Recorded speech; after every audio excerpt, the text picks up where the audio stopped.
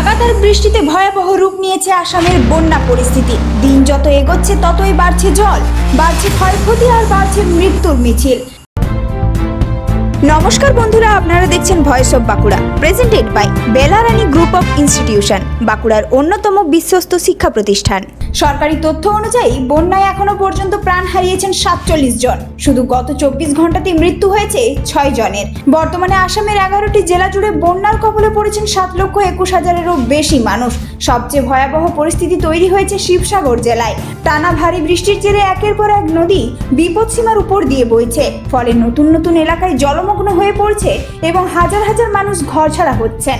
তবে উদ্ধার কাজ চালিয়ে যাচ্ছেন প্রশাসন। ইতিমধ্যে 24,000-এরও বেশি মানুষকে নিরাপদ স্থানে সরিয়ে আনা হয়েছে। দুর্গতদের জন্য রাজ্য জুড়ে খোলা হয়েছে 100-এরও বেশি ত্রাণ শিবির, যেখানে খাবার, পানীয় জল এবং জরুরি সহায়তা পৌঁছে দেওয়া হচ্ছে।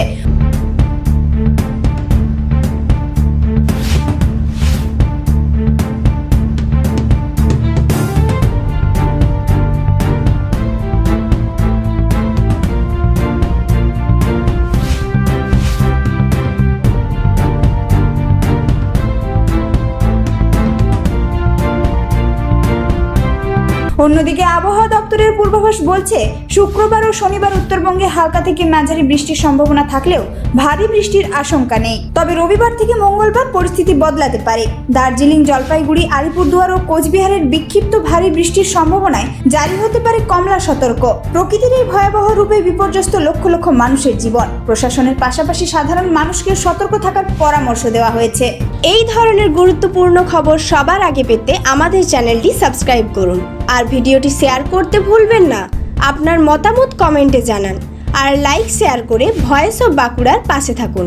ভবিষ্যতের সাফল্যে শুরু হয় সঠিক শিক্ষা প্রতিষ্ঠান নির্বাচন করার মাধ্যমে, আর সেই লক্ষ্য নিয়েই ওন্দা বাঁকুড়ায় গড়ে উঠেছে বেলারানী গ্রুপ অফ ইনস্টিটিউশন। এখানে রয়েছে nursing, pharmacy, paramedical, BEd, DLEd এবং বেঙ্গলি মিডিয়াম স্কুলের সুযোগ, আধুনিক ক্যাম্পাস, অভিজ্ঞ শিক্ষক শিক্ষিকা, উন্নত শিক্ষার পরিবেশ এবং দক্ষ প্রশিক্ষণের মাধ্যমে শিক্ষার্থীদের গড়ে তোলা হয় আগামী দিনের সফল পেশাজীবী হিসেবে।